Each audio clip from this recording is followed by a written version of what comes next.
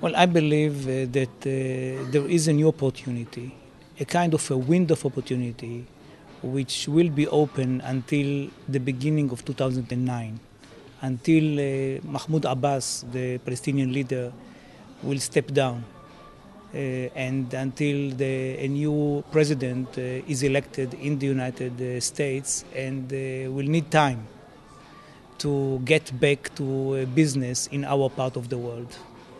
I think that in the next 8 months, we should use every day in order to accelerate the process. And I hope that the leaders who are now in the region, namely Mahmoud Abbas on the Palestinian side, Ehud Olmert on the Israeli side, King Abdullah here in Jordan, and President Mubarak in Egypt, with the help of an American President, Bush, who changed his mind and apparently is much more ready to be engaged now in the process rather than in the past, that all of them will understand that we don't have time. And if we don't succeed this time, it won't be just business as usual. It might be another eruption of, God forbid, violence and frustration. So what should we do? First, to accelerate the negotiations with the Palestinians, between Israel and the Palestinians, to negotiate day in, day out, to isolate the negotiators somewhere, not just to meet every 2 weeks, and to finish the job before the end of 2008. Parallel to it, we should have a ceasefire with Hamas. Hamas is bad news. They don't want to recognize Israel. They don't want to have peace with Israel. But they are ready to have a ceasefire. And I believe that if it is possible to have ceasefire with them, which will prevent violence in Gaza and from Gaza towards Israel, Hamas will not prevent or torpedo the process with Abu Mazen, which is very, very important.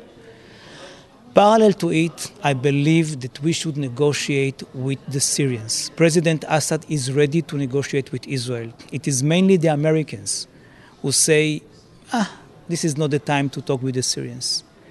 I'm not sure whether the Syrian offer will be there forever. I'm not sure whether a secular, nationalistic leadership will be there forever. And we know that when a national secular leadership is replaced by fanatic religious leadership, it is a very, very different business. I think that peace between Israel and Syria will have a positive impact on the whole region, on the relations with Iran, with Hezbollah, and with Hamas, and on the negotiations between Israel and the Palestinians. And this will be very, very important. Parallel to it, in my view, it is very important to have at least three international conferences. One, to deal with the financing of the peace treaties. It will cost between $50 to $70 billion to have peace in the Middle East. It's not very simple. Of course, when you compare it to the war in Iraq, it seems very cheap, but it is not. So one should already prepare in advance the readiness of the world to help us all in paying the price of peace, which is quite cheap. Another conference should deal with the multinational forces who will have to supervise the peace treaties in the region. And I think that countries might be interested in participation in this force, but we should not wait until we have peace in order to begin this process. We can do it in parallel and to save much time.